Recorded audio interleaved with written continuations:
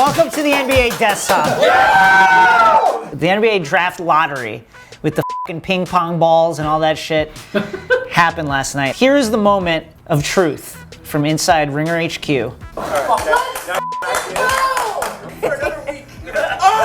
That's when the third pick came out. Oh my God! Mark Tatum, I fucking hate you.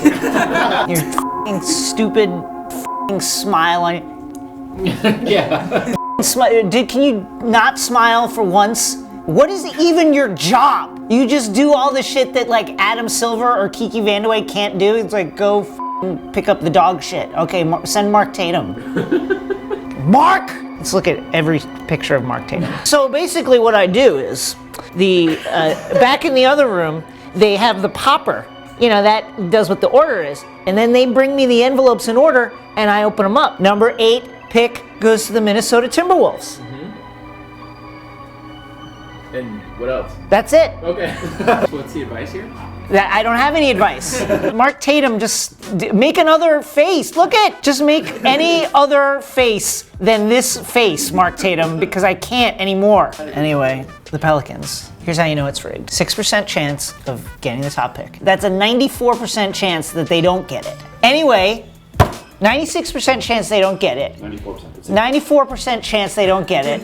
And Anthony Davis all year is looking for a way out. Sign with Clutch. Yep, that's all, folks. I'm out of here. Blah, blah, blah, blah, blah. If he leaves that, it literally, the franchise folds. Smoothie King Arena, Smoothie King, will just spontaneously combust and sink into the bayou to become a lair for feral pigs and crocodiles. No one would care.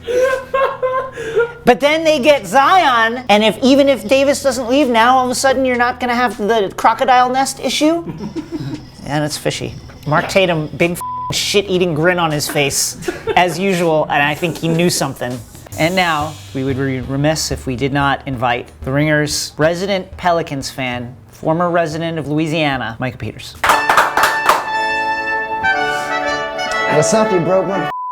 Why don't we just clear out, and why don't you just tell us what this means to you and the fans of the New Orleans Pelicans? I would 5 or like 6 of to them. go back to the beginning of time, yesterday afternoon, God. when you came into my office and started talking about how good the Knicks' chances were. Talking like you had an 86% 14%! chance. Like you had an 86% chance to win the I felt first good. lottery. I felt good. You felt good. I felt nothing because we had a 6% chance. I had completely forgotten about it. I went home and I walked my dog and left my phone in my apartment, and I came back and it was blowing up, and I was just like, holy shit, I'm rich. Seriously, I'm not kidding. It was like finding $1,000 in my back pocket. It was crazy. Ladies and gentlemen, Micah Peters.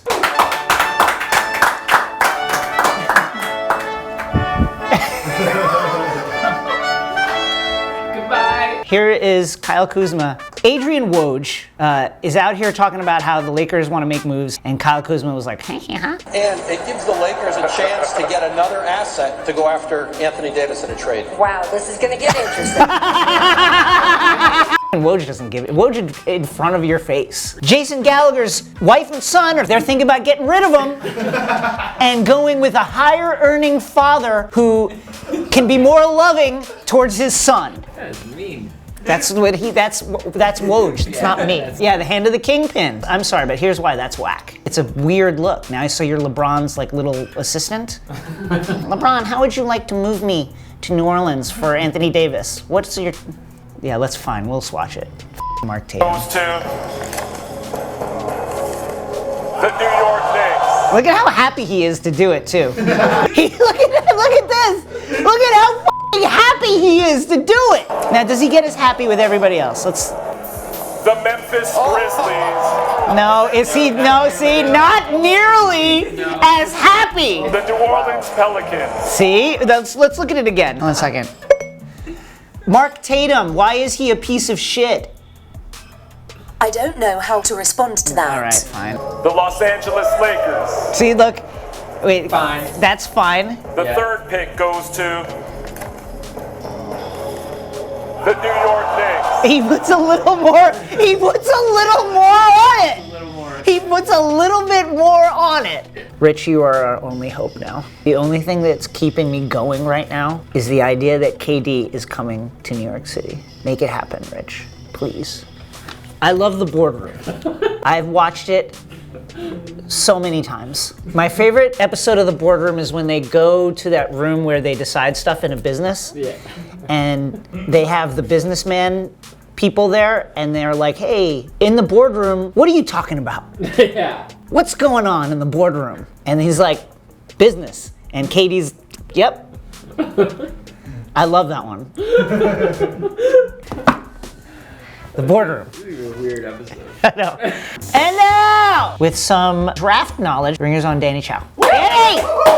Danny, I'll be 1,000% honest with you. I did not give a about anybody in this draft except for Zion Williamson and John Morant, who has a cool name.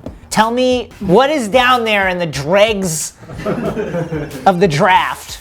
Yeah. A little optimism here. RJ Barrett was actually projected to be the #1 pick this time last season. He's like athletic, he can take the ball down the court. I love all that. He doesn't really finish well in space. Nice. Good. Good. I like it. So him, Kevin Knox, Dennis Smith Jr. I like what I'm hearing. Inefficiency all-stars. Danny, you're making me feel so good. What about Ja Morant? Tell me about Ja. He is 6'3", 185, like kind of doesn't have the greatest build for a point guard, but he's just so athletic. So athletic and like a really high IQ player. Honestly, is there a superstar after Zion in this draft? I don't think so. So that's where we're at with Knicks fans here. That sucks. Do you agree with me that it smells rigged that the Pelicans with 6% chance to get the top pick got it when all year they've been going through this whole drama with AD leaving and the fact that their franchise is like only a franchise because the NBA keeps propping them up, and then all of a sudden they get Zion? Is it rigged, yes or no? No. Damn it! You don't think Mark Tatum, whose smile betrays something darker, has rigged this? No, he is, dude, he is so good at pronouncing those second rounders' names. So true. Thank you, Danny. Woo! Fave blocks. Woo! Sherry Terry. That's a pun. Terry Rozier should stop doing these interviews. Nothing about this is a good idea. Let's hear it. Same team. It's gonna be exactly the way it was. Look at how Stephen A. He knows he's got it. Do you want to stay in Boston? No, I might have to go. I love it. I hate to see it, but I love it. What is happening with Nick Nurse, guys? Honestly, I love to see it. Yo, my guy Nick Nurse, let's talk about it. The Beats headphones, like it. Dirty Jazzman goatee that he's been rocking all season is a very, very rough look, but he's f***ing sticking with it. The coat is fine, okay. What do we got in here? What kind of guitar? He seems like a basic Fender. Like a Fender Strat. Nick Nurse, by the way, dirtbag on another level. We've never seen a guy like this. With the hat on, like he doesn't even, when the coach has branding, look at this. That's not even the same guy for this and this. This is like a poker pro, and this is just like some douchebag. He looks like Tiger Woods' like third string backup caddy. Anyway, so he's just like, man, I gotta get my jams out. You never know when I'm just gonna need to just cut up some pentatonic blues. Nick Nurse, come on desktop. Bring the axe, plug it in right here. We'll do a ringer-room. We'll pack this shit out just for you. I fave it. It's incredible. Oh shit, it's my guy. I can't believe that James Harden seemed tired down the stretch again. Here, let's go.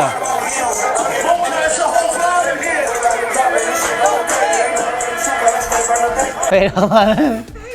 Yeah. Everything is great. Hey, looks great. It's like we come to Bernie, yeah. I fave it though, like drown your tears, that's it. My other favorite episode of The Boardroom is the one where they're in the decision room where they do the meetings and they're like, hey, business, I got an idea. Here's how I do it to be successful and make money. What do you think, Kevin? Yep.